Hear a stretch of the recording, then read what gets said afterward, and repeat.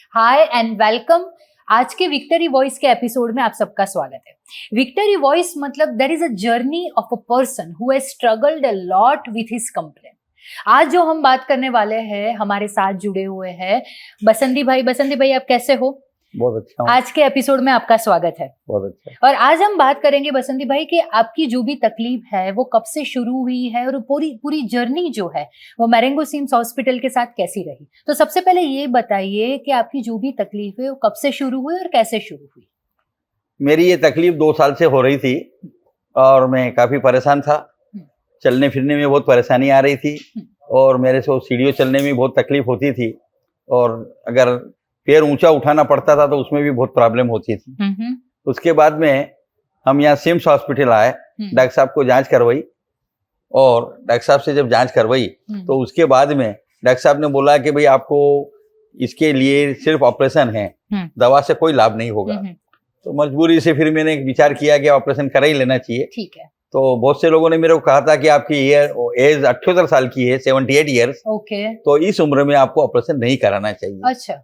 तो मैंने बहुत विचार किया, लेकिन मैंने कहा कि सर ने कहा कि अगर आप ऑपरेशन नहीं करवाओगे तो 2-3 महीने बाद आपको बिस्तर में ही रहना पड़ेगा। अच्छा, तो बसंती भाई यहाँ मैं आपको रोकना चाहूंगी कि जैसे आपने बताया कि आपको जो रूटीन एक्टिविटी थी, मतलब चलना फिरना घूमना, उसमें भी बहुत सारी दिक्कतें आ रही थी, ठीक है, वो भी आप ठीक से नहीं कर पा रहे थे। तभी आप मैरेंगो सिम्स हॉस्पिटल में आए और हमारे जो head of orthopaedic trauma program है डॉक्टर प्रणव शाह, आप उनसे मिले। तो सर ने पूरी जांच की, आपकी सारे इन्वेस्टिगेशन वगैरह करवाए, सब कराई।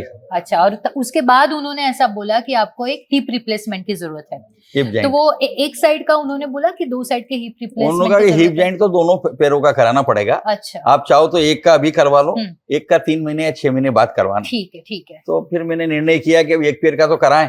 फिर एक पैर का ऑपरेशन उनसे हुआ 25 तारीख को, 25/11। ठीक है, तो आपने 25/11 को पहला ऑपरेशन हुआ। 2 रोज बाद सर फिर मेरे से आए, बोले कि भाई आपको कैसा लग रहा है? मैंने कहा ठीक है सर।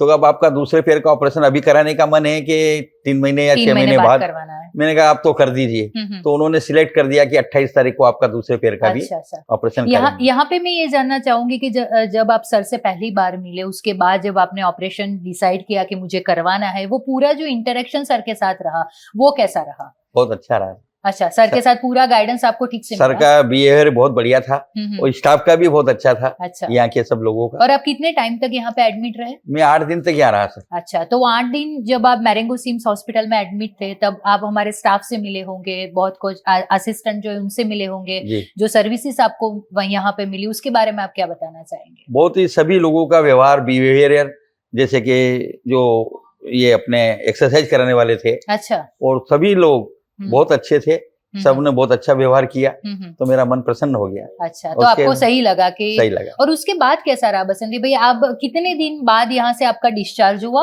और आप घर गए? 8 रोज के बाद यहाँ से डिस्चार्ज हो गया था। उसके बाद सर ने कहा था 1.5 महीने का ट्रीटमेंट में लिख रहा हूँ। अच्छा, 1.5 महीने आप घर पे लीजिए, उसके बाद में एक बार फिर आना। अच्छा, तो 1.5 महीने बाद फिर आए। 1.5 महीने का ट्रीटमेंट उन्होंने और दिया। उसके बाद के 3 महीने के बाद हमारी कोई 1 पैसे की भी दवा नहीं रहेगी। अच्छा, आप बिल्कुल ओके हो जाओगे। और उसके बाद 6 महीने बाद एक जनरल चेकिंग के लिए यहाँ आना, आपको यहाँ आना पड़ेगा। तो वे 6 महीने बाद अब आज फिर मैं यहाँ पे अच्छा चेकिंग कराने। तो जो आपका ऑपरेशन हुआ 25/11 को, उसके बाद 28/11 को, उसके बाद 8 दिन के बाद आपका डिस्चार्ज हुआ और थोड़े टाइम तक आपकी दवाइयाँ चालू रही और आज 6 महीने बाद अब एक भी दवाई नहीं ले? 3 महीने तक दवा चालू 3 महीने तक ही चालू रही, उसके बाद बिल्कुल बंद हो गई, कोई भी दवाई नहीं। और अभी वही चीजें जो करने में आपको दिक्कत आ रही थी, चलना घूमना घर पे या तो फिर कार में बैठना, स्कूटर पर बैठना, जिसमें आपको तकलीफ आ रही थी, वो सब में कितना सुधार आपको लग रहा है? उसमें करीब 75% सुधार आ गया। आपको बेटर लग रहा है? बेटर लग रहा है। अच्छा, और फिजियोथेरेपी आपने कब तक ली है केस में? यो एक्सरसाइज ना, फिजियोथेरेपी सर ने कहा था तो मैं घर पे फिजियोथेरेपी वाले को बुला रहा था। अच्छा, 4 महीने तक उसने करवाई। उसके बाद भी वो बोला, वो भी खुश हो गया। अच्छा, वो बोला कि आपका ट्रीटमेंट अब मैं क्या करूं, आपका तो एक्सरसाइज अब आप खुद कर सकते हो। तो उसने कहा कि मैंने आपको बताया ऐसा आप खुद करो। अच्छा। तो फिर उसने 2 रोज देखा मेरे को खुद को करते हुए। अच्छा, अच्छा। तो वो भी प्रसन्न हो गया कि अब आप कर सकते हो, इसलिए आप ही करो। 2 महीने से अभी घर पे मैं रोज कर रहा हूँ, 6 महीने हो गए। अच्छा, वेरी नाइस। तो अभी आप चलने के लिए जाते हो, घूमने के लिए जाते हो, तो आपको कोई दिक्कत, पेन वगैरह रहता है? घूमने के लिए मैं राउंड पे नहीं जाता हूँ, लेकिन घर के अंदर ही करीब मतलब 400 स्क्वायर फीट रोज सुबह और शाम दोनों टाइम राउंड लगाता हूँ। और ये एपिसोड शूट करने से पहले जो हमारी बात हुई थी कि आपकी शॉप भी है रतलाम में, तो वहां पे आप जा सकते हो अभी अपना रूटीन जो भी एक्टिविटी वगैरह रहता है वहां पे शॉप पे काम जाता तो हूँ मैं, लेकिन क्या है कि अब मैं वो अभी सर ने कहा था कि 6 महीने अभी स्कूटर पे नहीं बैठना, तो मैं या तो रिक्शे से या कार से दुकान पर जा सकते हो अपनी शॉप पे। हाँ हाँ। अच्छा, तो ट्रीटमेंट करवाने के बाद आप बहुत अच्छी तरीके से अपनी जो रूटीन एक्टिविटी वगैरह है वो कंटिन्यू कर सकते हैं। ठीक है, तो आप कुछ कहना चाहोगे हमारे व्यूअर्स से इस तकलीफ के बारे में कि सही डॉक्टर की जो जानकारी है वो बहुत ही जरूरी है, और आप अगर डॉक्टर की बात सुनोगे तो फिर से जो है अपनी रूटीन लाइफ जो है ये बात जरूर है साहब कि मैंने ये अनुभव किया कि अपन उम्र के लिहाज से अगर नहीं कराते हैं तो इस बात को छोड़ देना चाहिए, और डॉक्टर से सलाह लेने के बाद अगर अपने को उचित सलाह मिलती है और सही ढंग के डॉक्टर होते हैं तो ऑपरेशन करवाना चाहिए। थैंक यू सो मच बसंती भाई, आपने ये जो सारी बात है, जो सारी जर्नी है इतनी अच्छी तरीके से हमारे साथ शेयर की। Thank you.